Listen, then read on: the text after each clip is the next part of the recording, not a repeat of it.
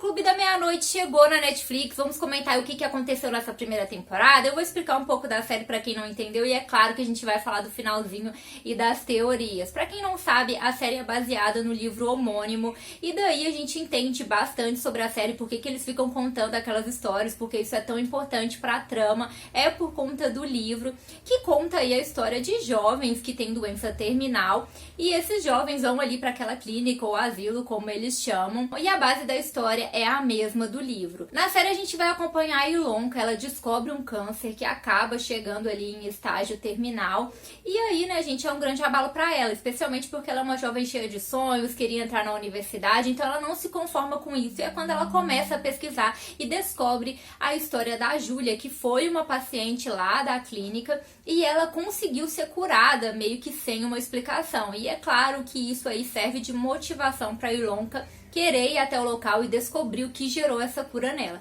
Quando ela chega lá, ela conhece os outros jovens e eles viram amigos. Eu acho que esse é um ponto alto da série, conhecer a história de cada um deles e principalmente a amizade, né? Porque eles realmente se tornam ali uma família, eles começam a se apoiar e a gente começa a torcer por esses personagens. Apesar da gente saber que todos eles tem uma doença terminal, a gente começa a torcer para eles realmente encontrarem uma forma de sobreviverem. Inclusive, um momento muito marcante da série é a morte da Anya. Eu acho que é um momento bem pesado, apesar de ser uma série teen, ela trata de um tema delicado, assim como acontece no livro, né? Que é a morte, gente. Não é simples tratar dessa temática, especialmente de uma série desse gênero. E também tem ali uma pegada de mistério, uma pegada de terror, né? Tanto nas histórias que eles contam, quanto nas visões que eles acabam tendo ali dentro daquele local, dentro daquela mansão. A Ilonka mesmo começa a ter várias visões que dão aí, né, esse ar de terror e de mistério pra série. Ela fica vendo aquela velha muito sinistra, então ela fica tendo umas visões muito estranhas o tempo todo, e isso com certeza aí deu um susto em muita gente. Tem uns momentos ali que realmente conseguem trazer muito mistério e um certo terror também pra série, e isso também acontece nas histórias que eles contam. Como eu disse, a morte da Anya foi um momento muito marcante, eu acho que muito dolorido ver ela morrendo, e todos eles fazem o possível pra tentar trazer ela de volta, pra que ela conseguisse ser curada, pra que ela não morresse. E a Anya é aquela pessoa que parece meio durona, ela implica ali inicialmente com a Ilonka, mas depois a gente percebe que ela tem um coração muito grande, o quanto elas se gostavam e quanto todas aquelas pessoas eram a família dela. Então a gente começa a se identificar com esses personagens e realmente a torcer por eles. E a Ilonka mergulha de cabeça nessa investigação dela, né? Tanto pra cura dela quanto pra cura dos amigos. E é aí que ela descobre, né, investigando mais sobre a Júlia, o diário da Athena. Pra quem não entendeu aí a história, o local foi comprado por um casal e mais tarde foi habitado por uma seita religiosa, a Pelagon, que foi fundada aí pela Regina em 1931. A Regina que tinha perdido membros da família dela com doenças, então ela fica obcecada por deuses gregos, né, as deusas, e pela cura. Inclusive ela passa a se chamar de Acesso, que é a deusa responsável aí pela cura, e ela fica realmente obcecada por isso e começa a desenvolver ali rituais no local. Ela acredita que o local tem poderes místicos, que o local é especial, e ela fica muito obcecada por aquilo e começa a realizar rituais, até mesmo sacrifícios. E é nesse momento que a filha dela, a Athena, percebe que tem algo muito errado, que a mãe dela está enlouquecendo e foge com as crianças. Afinal de contas, ela viu que a mãe dela ia partir para sacrifício humano, então ela foge com as crianças e alerta as autoridades. Quando eles chegam no local, já tá todo mundo morto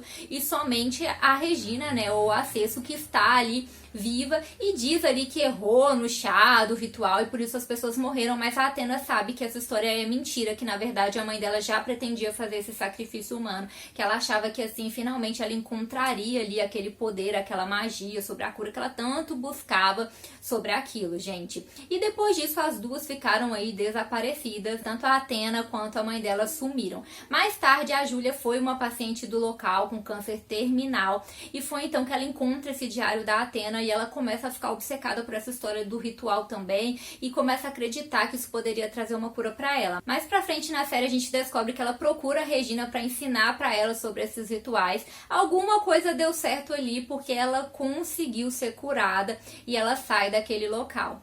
E a Ilonka descobre essa história da Júlia e tem muita esperança de encontrar uma cura. Inclusive, ela chega ali a incentivar o pessoal, os outros jovens, a participar desse ritual com ela, para eles tentarem, né, salvar a Anya e também tentarem se salvar, mas aí a Anya morre e isso gera um grande impacto em todos eles, especialmente na Ilonka, que acreditava que o ritual pudesse dar certo. Paralelo a isso, gente, a Ilonka tinha encontrado a Shasta, uma mulher ali, né, na floresta, tinha conhecido essa mulher que sempre falava ali do poder daquele lugar, como que ali era especial e tinha uma coisa realmente mística, tinha um poder que não era encontrado em outros lugares.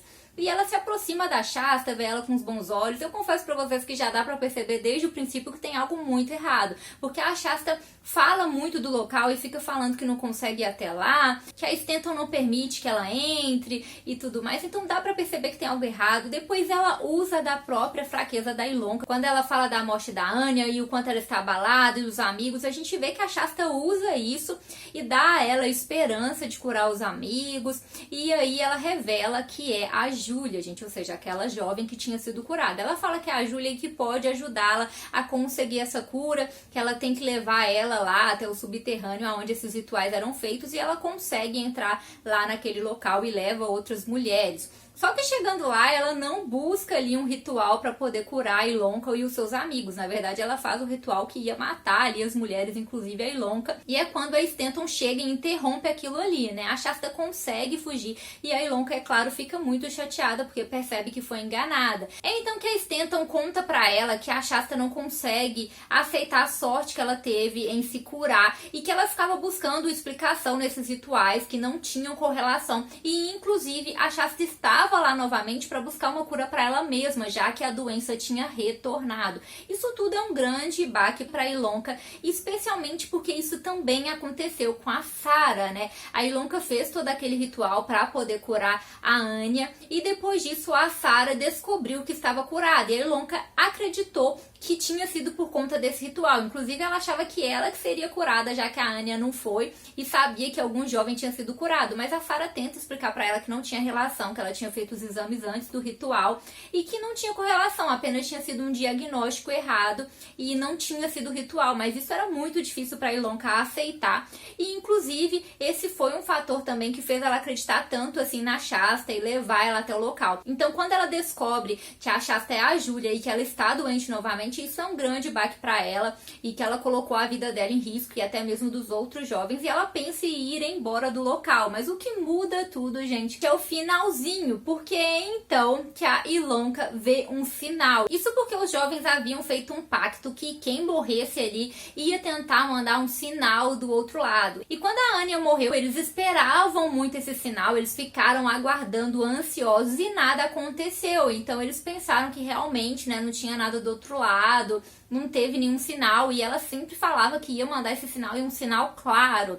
Até que no final, quando o melhor amigo da Anya aparece e aí a Ilonka resolve dar pra ele as coisas da Anya, ela vê ali a bailarina consertada, que era uma bailarina muito especial para a Anya e que tinha a perna quebrada e ela já havia comentado sobre isso. Então, para Ilonka, aquilo ali foi um sinal claro que era a Anya tentando falar com elas. Como que aquela bailarina foi consertada? Então, era um sinal claro.